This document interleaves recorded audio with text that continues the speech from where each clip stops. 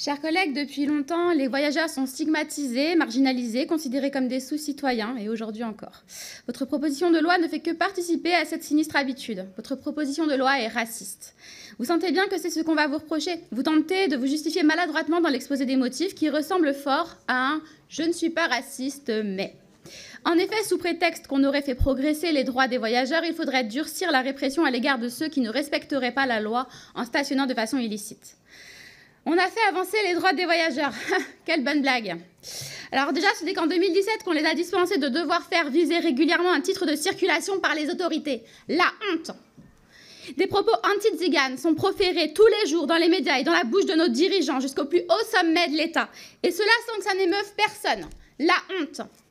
Seuls 40% des aires d'accueil prévues par la loi Besson ont été créées et 80% d'entre elles sont situées sur des sites ultra pollués. La honte. Et c'est là qu'on comprend à quel point votre proposition de loi atteint les sommets de l'absurde. Vous voulez assommer par des amendes impayables et mettre en prison des personnes qui ne respectent pas la loi. Ah oui, pourquoi? Eh bien parce qu'elles ne peuvent pas la respecter, dans la mesure où les pouvoirs publics ne font pas leur travail. Antoine Saussard, voyageur et médiateur social, rappelle d'ailleurs souvent « L'errance est à distinguer du voyage. Ce n'est pas un choix, ce n'est pas agréable, c'est quelque chose que l'on subit. » Non, ce n'est pas par choix qu'on se fait dégager tous les 4 matins d'un lieu à un autre. Où vont stationner les voyageurs pour ne pas être hors la loi s'il n'y a pas assez d'aires d'accueil? Sur la Lune? Sur Mars?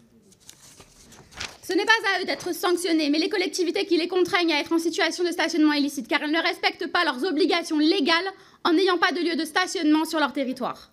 La vérité, c'est que vous n'aimez pas les voyageurs. La vérité, c'est que pour vous débarrasser d'une partie de la population que vous voyez comme des parasites, vous êtes prêts à les faire disparaître de la circulation en les plaçant derrière les barreaux. Et c'est quoi la prochaine étape? Les exterminer comme en 39-46?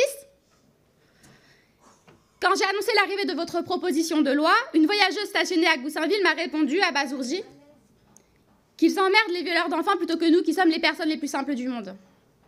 Ces propos, certes un peu fleuris, mettent en avant une réalité indiscutable.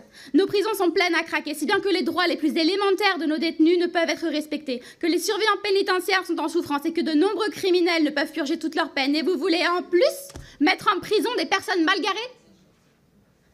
Avez-vous perdu tout sens de la mesure?